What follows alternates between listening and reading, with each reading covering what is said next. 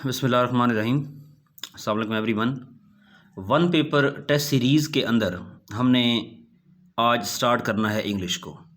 Pakistan affair सबसे पहले हमने उठाया, हमने उसको कंप्लीट किया। 7-8 टेस्ट हमने उसके लिए उसको कंप्लीट किया। फिर हमने एवरीडे साइंस उठाई, उसकी कंप्लीट प्लेलिस्ट अवेलेबल है, आप लोग देख सकते हैं। 2 सब्जेक्ट्स हमारे कवर हुए। उसके बाद हमने इंग्लिश को डिसाइड किया है कि इंग्लिश को हम स्टार्ट करें, और इंग्लिश को हम कुछ इस तरह लेके चलेंगे कि इंग्लिश के अंदर डेली आप लोगों का वन वर्ड सब्स्टिट्यूशन होगा, ईडियम्स होंगे, और साथ में वोकैब होगी, और साथ में आप लोगों के पार्ट्स ऑफ स्पीच का लेक्चर भी होगा, मतलब मिक्सचर करके। और साथ में आप लोगों को मैं टेंसेस की बेसिक्स भी पढ़ाऊंगा, क्योंकि जब तक टेंसेस नहीं आते तो मैं ग्रामर पे स्विच नहीं कर सकूंगा आप लोगों के लिए, ठीक है। तो ग्रामर आने से पहले आप लोगों को टेंसेस आने चाहिए, और ग्रामर आने से पहले आप लोगों को एडवर्ब का पता होना चाहिए, एडजेक्टिव का पता होना चाहिए। जब तक पार्ट्स ऑफ स्पीच का पता नहीं होगा आप लोग ग्रामर नहीं कर सकते। पहली चीज़ हो गई। ये हमारा इंग्लिश ग्रामर का फर्स्ट लेक्चर है। इसके अंदर आप लोगों को एक एक चीज़ मिलेगी, और जो वन पेपर टेस्ट सीरीज़ में जिन लोगों ने ज्वाइन किया है इंग्लिश वाले, वो लोग सुन लें कि ये जब आप लोगों को टेस्ट मिलेगा तो उस टेस्ट के अंदर डिफरेंट सेक्शन बने हुए होंगे।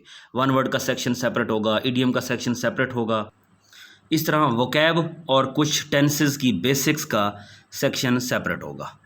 इस तरह करके आप लोगों के टेस्ट होंगे। तो इंशाल्लाह इस सब्जेक्ट को हम डीपली कवर करेंगे। तो चलें बिस्मिल्लाह करते हैं। हम स्टार्ट करते हैं जी वन वर्ड सब्स्टिट्यूशन से।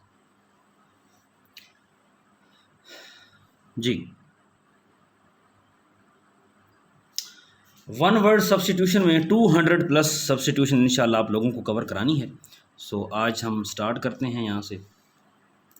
सबसे पहले हमारे पास है कि दीज ग्लास, एक सेंटेंस उसने दिया, उसने कहा है कि दीज ग्लास विंडोज़, ये जो शीशे की बनी हुई विंडोज़ हैं, आर सो ओल्ड, ये इतनी पुरानी हो चुकी हैं, and one can't see through them, कोई उनमें से नहीं देख सकता, they need to be replaced, इनको रिप्लेस किया जाए। अब अंडरलाइन उसने एक वर्ड कर दिया कि one can't see through them, कोई भी ऐसी चीज़ जिसमें से आप नहीं देख सकते, जिसमें से लाइट पास नहीं होती, तो उसे हम क्या बोलते हैं? ओपेक ऑब्जेक्ट बोलते हैं। हम क्या बोलते हैं इसको? ओपेक ऑब्जेक्ट बोलते हैं। हमारे पास ओपेक ऑब्जेक्ट होगा, ठीक है। उसके बाद हमारे पास सेकंड आता है जी, a professional rider in horse races, ठीक है जी। घोड़ों की रेस के अंदर कोई प्रोफेशनल राइडर बंदा हो, ठीक है जी। होते हैं ये अरब कंट्रीज़ में, ठीक है। तो उसे हम क्या बोलते हैं? उसे हम बोलते हैं जॉकी। क्या बोलते हैं जी?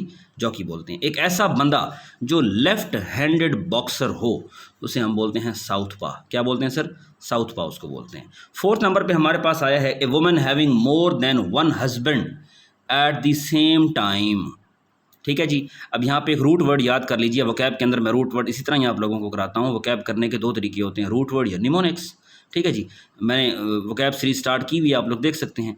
Andriy, andry stands for male. Andry का मतलब क्या होता है? मेल। तो यहाँ पे है पोली का मतलब मैनी, एंड्री का मतलब मेल, यानी एक ऐसी औरत, एक ऐसी वुमन जिसकी एक से ज़्यादा हस्बैंड हो, तो क्या? पोली एंड्री, उसे क्या बोलेंगे? पोली एंड्री। उसके बाद हमारे पास 5 नंबर पे आता है, a person who has knowledge in various fields, एक ऐसा बंदा जिसके पास वेरियस फील्ड्स का नॉलेज हो, तो सर उसे आप क्या बोलोगे? उसे बोलोगे पोलीमैथी, ठीक है। पोली मीन्स फिर मैनी, ठीक है। रूट वर्ड पोली जो है इसको याद रख ले, मैनी, ठीक है। यहाँ जैसे पॉलीटॉमिक मॉलिक्यूल होता है, ठीक है। Marriage with in same community, कई लोग ऐसे होते हैं कहते हैं जी हम ख़ानदान से बाहर शादी नहीं करते, तो विद इन सेम कम्युनिटी शादी करते हैं, तो मैरिज विद सेम कम्युनिटी, ठीक है, उसी कल्चर के अंदर, उसी ख़ानदान के अंदर, तो उसे हम कहते हैं जी एंडोगैमी। क्या बोलते हैं? Endogamy. Attempting to impress by affecting greater importance, हाँ जी। एक बंदा होता है वो कहता है यार जितनी मुझे इज्जत मिलती है ना, ये कम है, मुझे और इज़्ज़त चाहिए, थोड़ी मुझे और इज़्ज़त चाहिए।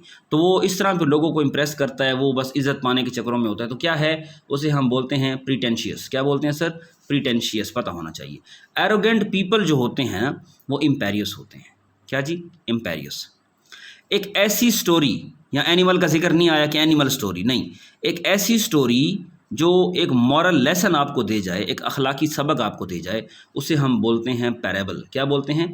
पैराबल। और पैरोल मिस नहीं कर देना, दोनों को मिक्स नहीं कर देना। पैरोल वो होता है कि किसी मुजरिम को आज़ादी देना, और सर्टेन कंडीशंस के ऊपर कि भाई अदालत जब बुलाएगी आपको आना होगा, शहर से बाहर आप जा नहीं सकते, ठीक है, जब भी आपकी यहाँ पे पेशी होगी आप आएंगे, तो क्या है? उसे हम बोलते हैं पेरोल, ठीक है। हम कहते हैं ना इसको छोड़ा गया है पेरोल पे। तो to liberate a person, to liberate a prisoner on certain conditions, तो उसे हम बोलते हैं सर पेरोल। ठीक है, लेकिन ऊपर अभी हमने बात की है एक ऐसी स्टोरी जो एक मॉरल लेसन दे जाए, उसे हम बोलते हैं पैरेबल। लेकिन एक एनिमल स्टोरी, एक एनिमल स्टोरी जो आपको लेसन दे जाए, दिस इज कॉल्ड फेबल, उसे हम क्या बोलेंगे? फेबल बोलेंगे। Feeling of being in a place, आप किसी जगह पे गए हैं और आप सोचते हैं कि यार मुझे लगता है मैं पहले इस जगह आ चुका हूँ। ठीक है, feeling of being in a place before having already, आप किसी जगह पे गए हैं, आप कहते हैं यार मुझे लगता है मैं यहाँ पे कभी आया हूँ लेकिन मुझे याद नहीं आ रहा, तो हम उसे क्या बोलते हैं? उसे हम डिजॉव बोलते हैं, डिजॉव। ठीक है, N unpleasant mixture of loud sound, कोई एक साउंड आ रहा है बहुत ज़्यादा अनप्लेजेंट है, नाखुशगवार है, नॉइस पोल्यूशन है, लेकिन आ रहा है लेकिन लाउड है, तो उसे हम बोलते हैं कोकोफोनी। क्या बोलते हैं जी? कोकोफोनी। उसके बाद हमारे पास आता है एन ओपन स्पेस रेक्टेंगुलर, ठीक है, usually rectangular and enclose in A building. देखें कोई बड़ी बिल्डिंग है और कोई रेक्टेंगुलर शेप है, उसके अंदर कोई बिल्डिंग बनी हुई है और बड़ी बिल्डिंग के अंदर कोई रेक्टेंगुलर शेप आ गई है। ठीक है, तो हम उसे क्या बोलते हैं? उसे हम बोलते हैं जी क्वाड्रेंगल। क्या बोलते हैं जी? क्वाड्रेंगल बोलते हैं उसको। उसके बाद हमारे पास 4 फुटेड एनिमल आ गया कि 4 फुटेड एनिमल हमारे पास जो है उसे हम बोलते हैं क्वाड्रप्ट। ठीक है, quadruped. Process of going from simple to complex, देखें सादा से पेचीदा की तरफ जाना, सिंपल से कॉम्प्लेक्स की तरफ जाना या एडवांस की तरफ जाना, दिस इज़ कॉल्ड एवोल्यूशन, जिसे डार्विन ने कहा था। ठीक है, डार्विन थ्योरी आप लोगों ने पढ़ी होगी। डार्विन ने कहा था कि इंसान पहले बंदर थे और इस तरह एवोल्यूशन होती होती होती फिर चले, एक एग्जांपल थी। ग्रेजुअल डिके ऑफ समथिंग, किसी चीज़ का ग्रेजुअल डिके होना, उसे विल्ट भी बोलते हैं। ठीक है, वाइदर भी बोलते हैं, आपको पता होना चाहिए। One who believes in existence of God, ऐसा बंदा जो गॉड पे बिलीव करता हो तो उसे हम थीस्ट कहते हैं। और एथिस्ट इसका उलट करते हैं, जो खुदा पे यकीन नहीं रखता। और 20वां, ये 20 आप लोगों के आज के लिए काफ़ी होंगे। वो बिलीव्स इन फेट, ऐसा बंदा जो फेट यानी किस्मत पे यकीन करेगा, भाई जो होगा देखा जाएगा। ऐसे होते हैं ना, ऐसे होते हैं शहजादे जो कहते हैं भाई जो होगा देखा जाएगा। ठीक है जी, तो क्या है जी? ये फैटलिस्ट है। क्या जी? फैटलिस्ट है, फेट से फैटलिस्ट। तो ये हमारे जी 20 वन वर्ड सब्स्टिट्यूशन ये हमारे कवर हुए। उसके बाद ही हम स्टार्ट करते हैं अपने ईडियम्स। आज के ईडियम्स कौन से हैं? कोशिश करेंगे रोज़ाना 12 होंगे। वैसे ये पूरी कंप्लीट फाइल मैं शेयर कर चुका हूँ आप लोगों के ग्रुप के अंदर। ये फ्राइडे को, हर फ्राइडे को मैं गिफ्ट देता हूँ अपने बच्चों को। ये पूरी फाइल जी आप लोगों को मैं दे चुका हूँ। ठीक है, ये मोस्ट इंपॉर्टेंट ईडियम्स हैं। ये वो बच्चों वाले ईडियम नहीं हैं जो आप लोग याद करते हैं। ये मोस्ट इंपॉर्टेंट ईडियम्स हैं और ये सॉल्व्ड हैं। PDF ऑलरेडी ग्रुप के अंदर पहुँच चुकी थी। ठीक है, चलें जी स्टार्ट करते हैं आज से। कोशिश करता हूँ PDF भेजना और करवाना और आपको टास्क देना और उसका टेस्ट लेना, ज़मीन आसमान का फ़र्क है इस चीज़ में। ठीक है, मटेरियल तो हर जगह पड़े होते हैं लेकिन बच्चे करते नहीं हैं। सूरत हाल सर स्टार्ट करते हैं ईडियम्स की। तो हमारे पास पहला जो है लाइक अ केक वॉक है ना। लाइक अ केक वॉक, केक वॉक का मतलब है कि ये कोई बच्चों का खेल नहीं है, चाइल्ड्स प्ले, ईजी टास्क। ठीक है, तो लाइक अ केक वॉक का मतलब होता है चाइल्ड्स प्ले या कोई ईजी टास्क। ठीक है जी, उसके बाद हमारे पास है इन व्हील एंड वो। इन व्हील एंड वो का मतलब है sir in prosperity and adversity, यानी कोई बंदा कहता है कि यार मैं हर अच्छे बुरे वक्त में मैं तुम्हारे साथ खड़ा हूँ। इन व्हील एंड वो का मतलब है इन प्रॉस्पेरिटी एंड एडवर्सिटी, यानी हर अच्छे बुरे काम में बंदा आपके साथ है। एक ग्रीन हॉर्न का मतलब है कि अभी ग्रीन मतलब सब्ज़ है, जो चीज़ सब्ज़ होती है वो कच्ची होती है, जो कच्ची होती है वो इनएक्सपीरियंस होता है। मतलब कोई बच्चा है वो अभी कच्चा है, हम कहेंगे कि यार ये इनएक्सपीरियंस पर्सन है अभी। ठीक है, अभी मुन्ना सा है, अभी ये कच्चा बच्चा है। ठीक है, तो अभी जो है ना सही एक्सपीरियंस बंदा ये नहीं है, तो ग्रीन से याद रख लें। अच्छा, फ्लाई इनटू ए पैशन, देखें फ्लाई इनटू ए पैशन, इसका मतलब ये है कि टू बिकम एंग्री सडनली, बैठे बैठे आपको गुस्सा आ जाए, बैठे बैठे आप चीज़ों को उठा के फेंकना शुरू कर दें। ठीक है, बाहुबली बन जाएं आप। Fair and square, fair and square का मतलब होता है जी ऑनेस्ट, ईमानदारी से की गई कोई डील हो।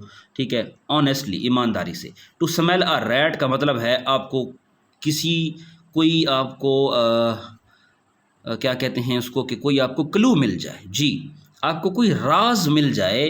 To have reason to suspect. ठीक है, तो आपको कोई राज मिल जाए, कोई क्लू मिल जाए, उसे कहते हैं टू स्मेल ए रैट। ठीक है, to cut a poor figure, cut a poor figure का क्या मतलब है कि to put a bad impression या बिहेव बैडली, बुरे तरीके से किसी से पेश आना या किसी से बदतमीज़ी से पेश आना, तो ये होता है। बेयर द पाम का मतलब है to be a winner, bear the palm का मतलब है जीत जाना। ठीक है जी, अच्छा, उसके बाद ऑन दी बॉल का मतलब है, ऑन दी बॉल का मतलब अलर्ट बैठो, है ना। कभी एक बड़ी सी बॉल हो, उसके ऊपर बैठें तो बंदा गिर जाता है। बच्चे बैठते हैं बॉल्स के ऊपर, फुटबॉल के ऊपर जो बच्चे बैठे होते हैं तो बड़े फोकस से बैठे होते हैं, उसके बाद गिर जाते हैं। सो ऑन दी बॉल का मतलब है टू बी अलर्ट, है ना। हर चीज़ को रट्टा ना लगाया करें यार, थोड़ा ना टेक्निकल चीज़ों की करें। मदर विट का मतलब होता है, मदर विट हम कहते हैं ना कि ये नेचुरल इंटेलिजेंस है। क्या चीज़? कुदरती। कुछ बच्चे ऐसे होते हैं जो लोग इंटेलिजेंट होते हैं, तो नेचुरल इंटेलिजेंस। अच्छा, हेल्सियन डे का मतलब होता है माजी की अच्छी यादें, माजी की अच्छी यादें, happy memories of the past. And olive branch का मतलब है गेस्चर ऑफ पीस।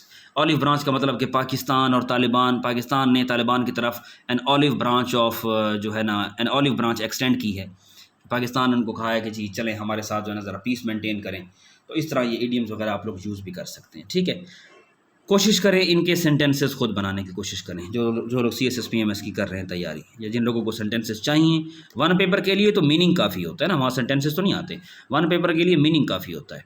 और जिन लोगों को सेंटेंसेस चाहिए तो फिर मैं इंशाल्लाह PDF भी कंप्लीट आप लोगों को शेयर कर दूंगा, वहाँ पे है कंप्लीट PDF ग्रुप के अंदर, और इसके सेंटेंसेस एंड पे बने हुए हैं सारे यहाँ पे, ठीक है जी।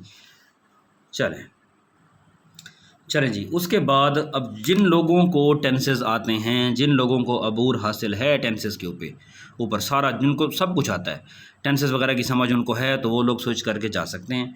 लेकिन जिन लोगों को टेंसेस नहीं आते, बिल्कुल ग्रामर उनकी वीक है, जो लोग समझते हैं कि भाई हमें करने चाहिए, तो वो लोग, उन लोगों के लिए मैंने साथ में टेंसेस का टच भी देना है आप लोगों को, ठीक है। तो मैं स्टार्ट कर रहा हूँ जी, प्रेजेंट इंडेफिनेट टेंस। इंशाल्लाह सारा टेंस मैं आप लोगों को आज करा के जाऊँगा, ठीक है। 5-6 मिनट लगेंगे, सारी बात तवज्जो से सुन लें। एंड पे सेंटेंसेस दूंगा, आप लोगों ने बना के लाने हैं, ठीक है। प्रैक्टिस होगी, मुझे सेंड भी कर सकते हैं आप लोग, ठीक है। तो टेंसेस को ज़रूर समझें, ज़रूर करें। जिन लोगों को टेंसेस नहीं आते, यकीन करें ना आप लोग राइटिंग कर सकते हैं, ना आप लोग ग्रामर कर सकते हैं, ना आप लोग करेक्शंस कर सकते हैं। इंग्लिश का तो सवाल ही पैदा नहीं होता। जब आप लोगों को लैंग्वेज ही नहीं आएगी तो बात कैसे बनेगी, ठीक है। तो प्रेजेंट इंडेफिनेट टेंस हम स्टार्ट करते हैं, ठीक है जी। बिल्कुल सुकून से कराऊंगा टेंसेस, कोई यहाँ पे जल्दबाजी नहीं होगी। सबसे पहले हम लोगों को ना, जब स्कूल्स में टेंसेस करवाए जाते थे स्कूलों में, तो बड़े बड़े रूल्स यहाँ पे लिखवा दिए जाते थे। तो बड़े बड़े रूल्स को जब बच्चे याद करते थे, बच्चे पहले दिन से कहते थे जी टेंसेस तो हमें आते ही नहीं है, टेंसेस तो बड़े मुश्किल है ना। जब रूल्स ही सारा आप इतने बड़े लिखवा देंगे तो टेंसेस खाक करेंगे बच्चे। तो बिल्कुल शॉर्टकट फॉर्म में लिखवाएं। मैं टेंसेस आप लोगों को कराऊंगा तो इंशाल्लाह आप लोगों को बात समझ आएगी। सबसे पहले मैं कराता हूँ जी, टेंसेस के अंदर सैम्बल कौन सी आती है, ठीक है। टेंसेस के अंदर हेल्पिंग वर्ब कौन सा आता है, और टेंसेस के अंदर फॉर्म कौन सी आती है, ठीक है। हेल्पिंग वर्ब के लिए मैंने HV लिख दिया और फॉर्म ये देखें। सैम्बल सर ये है प्रेजेंट इनडेफिनेट जो टेंस है, फिक्रे के एंड पे आपको मिलेगा ता है, ती है, ते हैं, या ता हूँ वगैरह। फिक्रे के एंड पे आप लोगों को ये चीज़ मिलेगी, ता है, ती है, ते है या ता हूँ वगैरह। वो स्कूल जाता है, ठीक है, बच्चे सोते हैं। मैं बिल्कुल बेसिक करके कराऊंगा, एक एक चीज़ बताऊंगा आप लोगों को। यहाँ पे एक्स्ट्रा रूल्स भी बताऊंगा जो प्रेजेंट इंडेफिनिट टेंस में हम लोगों को नहीं करवाए गए थे कभी, ठीक है। अच्छा, या मैं क्रिकेट खेलता हूँ, इस तरह फिक्रे के एंड पे आप लोगों कहेंगे। हेल्पिंग वर्ब्स यहाँ पे हैं हमारे पास डू और does. Sir present indefinite tense के हमारे पास हेल्पिंग वर्ब कौन से हैं? डू और डज। सर डू जो है, डू लगता है आई के साथ, वी के साथ, यू के साथ, दे के साथ, या कोई प्लूरल नेम आ जाए कोई दो, उनके साथ लगेगा डू। उन सब के साथ क्या लगेगा? डू। और बाकी जो हमारे पास डज किसके साथ लगेगा? डज लगेगा ही के साथ, शी के साथ, इट के साथ, या कोई सिंगुलर आ जाए उसके साथ लगेगा डज। उसके साथ क्या लगेगा जी? डज लगेगा। उम्मीद है आप लोगों को यहाँ पे नज़र आ रहा होगा। मैं थोड़ा इसको और करीब कर देता हूँ जी। चलें, फॉर्म की बात करें तो इसमें वर्ब की फर्स्ट फॉर्म यूज़ होती है। सीधी बात लिखो V1 जान छुड़ाओ, या मैं आप लोगों को यहाँ पे रूल लिखवाऊँ कि प्रेजेंट इंडेफिनेट टेंस में वर्ब की पहली फॉर्म का इस्तेमाल होता है। क्या बात है, इतने बड़े बड़े रूल्स को छोड़ें, डायरेक्ट लिखें V1, V2, V3, बात ख़त्म, ठीक है जी। सैम्बल जी मैंने बता दिया, हेल्पिंग वर्ब मैंने बता दी, फॉर्म मैंने बता दी। क्रक्स समझें बात का। सर जो आप लोगों का सिंपल सेंटेंस होगा, क्या होगा सर? सिंपल सेंटेंस होगा। सिंपल सेंटेंस में हेल्पिंग वर्ब का यूज़ नहीं होता। सादा फिक्रात में हेल्पिंग वर्ब का यूज़ नहीं होगा। अपने डू डज की तरफ देखना ही नहीं है। सिंपल सेंटेंस का क्या स्ट्रक्चर है, सबसे पहले सब्जेक्ट आएगा, फिर वर्ब आएगा, फिर ऑब्जेक्ट आएगा। हेल्पिंग वर्ब तो है ही नहीं सर, SVO याद रखें इसको। सिंपल सेंटेंस का क्या स्ट्रक्चर है, सब्जेक्ट आएगा, वर्ब आएगा, ऑब्जेक्ट आएगा, बात खत्म। ठीक है, इसमें हेल्पिंग वर्ब नहीं होता। फिर हेल्पिंग वर्ब हैं क्यों, ये कहाँ इस्तेमाल होंगे हेल्पिंग वर्ब? देखें, नेगेटिव, मनफी फिकरात और इंटेरोगेटिव सेंटेंस, इनमें हेल्पिंग वर्ब का यूज़ होता है। मनफी फिकरात, नहीं वाले सेंटेंस, वो स्कूल नहीं जाता है, हम नहीं खेलते हैं, वो कुरान पाक की तिलावत नहीं करता है। ठीक है, तो नेगेटिव सेंटेंस और सवालिया फ़िक्रे, इनमें हेल्पिंग वर्ब का इस्तेमाल होता है सर। सादा फिकरात में हेल्पिंग वर्ब का इस्तेमाल नहीं होता। चले, ये बात हो गई।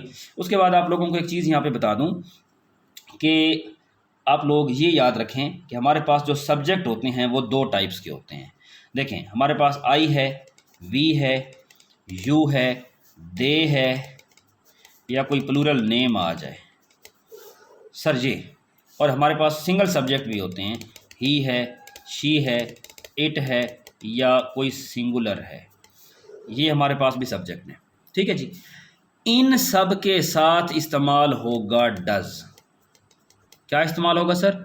डज। ओके, इन सब के साथ इस्तेमाल होगा डू। दो बातें हो गई। अगली चीज़ सुने, इन सब के साथ वर्ब की फर्स्ट फॉर्म के साथ SES का इजाफा होगा, SES का इजाफा होगा। अच्छा, इन सब में सिर्फ वर्ब की फर्स्ट फॉर्म आएगी, SES का इजाफा नहीं होगा, SES का इजाफा नहीं होगा। चलें, अब 3-4 मिनट के अंदर हम ज़रा कुछ टेंसेस की प्रैक्टिस कर लेते हैं। एक और चीज़ याद रखें, जब डू डज आ जाता है, जब डू डज आ जाए तो फिर हेल्पिंग वर्ब में SES का इस्तेमाल जो है, हमारी वर्ब की फर्स्ट फॉर्म के साथ SES का इस्तेमाल नहीं होगा। आई रिपीट, जब डू डज आ जाए, जब हेल्पिंग वर्ब इस्तेमाल हो जाएं, तो फिर वर्ब की फर्स्ट फॉर्म के साथ SES का इस्तेमाल नहीं होगा। मैं सारी बात बताता हूँ आप लोगों को। चलें, सादा सेंटेंस बनाने हमने। सादा सेंटेंस, मिसाल के तौर पे मैं कहता हूँ कि वो खाता है, तो क्या कहेंगे आप? ही ईट कहेंगे या ही ईट्स कहेंगे? अब एक सेकंड के लिए रुक जाएं। ये रहा ही कहाँ है जी? ये रहा। और ही के बाद मैंने कहा था वर्ब की फर्स्ट फॉर्म के साथ SES का इजाफा होता है ना। ही, शी, इट सिंगुलर के साथ वर्ब की फर्स्ट फॉर्म के साथ SES का इजाफा होता है। तो क्या आ जाएगा? He eats. क्या आ जाएगा सर? He eats. तो ये आ गया हमारे पास। उसके बाद अगली चीज़ मैं यहाँ पे करता हूँ कि शी, वो खेलती है, तो क्या कहेंगे? शी प्ले या शी प्लेज? तो देख लेते हैं क्या आएगा। सर ये पड़ा है शी, और ये वर्ब की फर्स्ट फॉर्म के साथ SES का इजाफा होता है ना, तो हम कहेंगे शी प्लेज। और यही बात अगर मैं इस तरफ करूं तो मैं क्या कहूं आप लोगों को? मैं खेलता हूं तो क्या आएगा, या मैं खाता हूं तो क्या आएगा? आई ईट या ईट्स? सर आई ईट आएगा। ठीक है, इनके साथ, इन सब के साथ वर्ब की फर्स्ट फॉर्म जब लगे तो वर्ब की फर्स्ट फॉर्म के साथ SES का इजाफा नहीं होता। ये प्लूरल सब्जेक्ट हैं, ये सिंगुलर सब्जेक्ट हैं। सिंगुलर सब्जेक्ट में वर्ब की फर्स्ट फॉर्म के साथ SES का इजाफा हमने किया, प्लेज, ईट्स। लेकिन प्लूरल हमारे पास जब आ जाए सब्जेक्ट, प्लूरल सब्जेक्ट आ जाएं, तो उनके साथ जो वर्ब की फर्स्ट फॉर्म लगती है उसके साथ SES का इजाफा नहीं होता। हमने भी आई के बाद जो वर्ब आया है वहाँ हमने इजाफा नहीं किया। ठीक है, इसी तरह आ जाए दे, वो खेलते हैं, ज़्यादा बंदे हैं, तो दे प्ले या प्लेज?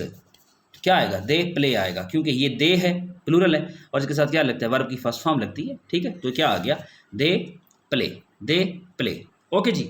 अच्छा, 1 मिनट मुझे और दें तो आप लोगों को सारी बात मैं करा देता हूँ। यहाँ पे आप ज़रा गौर से, मैं आप लोगों से एक चीज़ पूछता हूँ। मैन हमारे पास होता है एक आदमी, ए हटा के ई कर दें तो हमारे पास मैन बन जाता है बहुत से आदमी। बच्चे, मैन की जमा मैन्स कर रहे होते हैं जी, मैन की जमा मैन्स नहीं होता। मैन एक आदमी, और हमारे पास जो मैन है वो बहुत से आदमी। इसी तरह हमारे पास आ जाता है वुमन, एक औरत, MAN वुमन, एक औरत। और अगर मैं कह दूं वुमेन, MEN वुमेन, तो बहुत सी औरतें। सर बात समझ आ गई है? उसके बाद जी चलते हैं हम नेक्स्ट। पिछले सेंटेंस स्ट्रक्चर को ज़रा माइंड में रख के ज़रा कुछ सादा सेंटेंसेस बनाइएगा कि बच्चे क्रिकेट खेलते हैं, मैं दूध पीता हूँ, वो दूध पीते हैं, हम स्कूल जाते हैं। ठीक है, इस तरह ज़रा सादा सादा फिक्रे बनाइएगा। ज़रा 10, 15, 20 सेंटेंसेस जो है ना आप लोग बनाइएगा। अब ज़रा हम कोशिश करते हैं ज़रा नेगेटिव सेंटेंस आप लोगों को समझाने की। मिसाल के तौर पे सबसे पहले हमारे पास आएगा सब्जेक्ट। सबसे पहले हमारे पास क्या आएगा सर? सबसे पहले हमारे पास आएगा सब्जेक्ट। सब्जेक्ट के बाद सर हमारे पास आता है यहाँ पे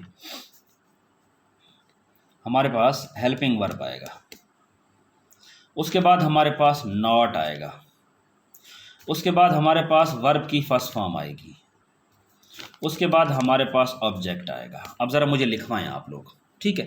मिसाल के तौर पे मैं आप लोगों को कहता हूँ कि ये हमारे पास आ गया सब्जेक्ट, फिर हमारे पास हेल्पिंग वर्ब, ये हमारे पास सब्जेक्ट आ गया, फिर हमारे पास हेल्पिंग वर्ब आ गया, फिर हमारे पास नॉट आ गया, फिर वर्ब की फर्स्ट फॉर्म और फिर ऑब्जेक्ट। ये हम क्या पढ़ रहे हैं सर? हम अभी नेगेटिव सेंटेंस को पढ़ने की कोशिश कर रहे हैं। किसको? नेगेटिव सेंटेंस को पढ़ने की कोशिश कर रहे हैं, ठीक है। अच्छा, मुझे ज़रा बताएं, मैं कहता हूँ कि मैं स्कूल नहीं जाता हूँ, मैं के लिए सब्जेक्ट उतारे नीचे, मैं के लिए क्या होता है? आई। आई के बाद हेल्पिंग वर्ब कौन सा उतरेगा? आई के लिए डू लगता है या डज लगता है? हम देख लेते हैं, आप लोगों को दिखाते हैं। आई के साथ मैंने क्या कहा था? आई वी यू दे के साथ क्या लगता है? डू लगता है, ठीक है। हम डू लगा देते हैं, हमारे पास क्या लगेगा? I do. उसके बाद क्या उतरेगा? नॉट नीचे। स्ट्रक्चर याद रखें, आई डू नॉट, ठीक है। अच्छा, उसके बाद वर्ब की first form, I do not go कहाँ? To school. I do not go to school. इसी तरह आप लोगों को एक और चीज़ समझाऊं, यहाँ पे ज़रा गौर से सुनिएगा। मैं यहाँ पे कहता हूँ कि वो दूध नहीं पीता है, तो वो दूध नहीं पीता है सब्जेक्ट उतारें, सब्जेक्ट के लिए क्या उतरेगा? ही के साथ क्या लगता है? हम देख लेते हैं। ये देखें, मैंने क्या बताया था? ही शी इट के साथ क्या लगता है जी? ही शी इट के साथ डज लगता है, ओके। हम डज लगा देते हैं, ही डज आ गया। ये देखें, हेल्पिंग वर्ब नीचे उतर गया, सब्जेक्ट आ गया, हेल्पिंग वर्ब आ गया, नॉट नीचे उतारें, नॉट भी आ गया, ठीक है। अब ज़रा देखें वर्ब की फर्स्ट फॉर्म। अब बच्चे कहते हैं कि सर आपने खुद कहा था सिंगुलर सब्जेक्ट हो तो उनके साथ तो वर्ब की फर्स्ट फॉर्म के साथ एस ई एस का इजाफा होता है। देखें, आपने खुद कहा था ही शी इट हो तो वर्ब की फर्स्ट फॉर्म के साथ एस ई एस का इजाफा होता है, वहाँ आपने गोज़ क्यों नहीं लिखा? तो सुने आप, जब डू डज आ जाए तो वर्ब की फर्स्ट फॉर्म के साथ एस ई एस का इजाफा नहीं होता।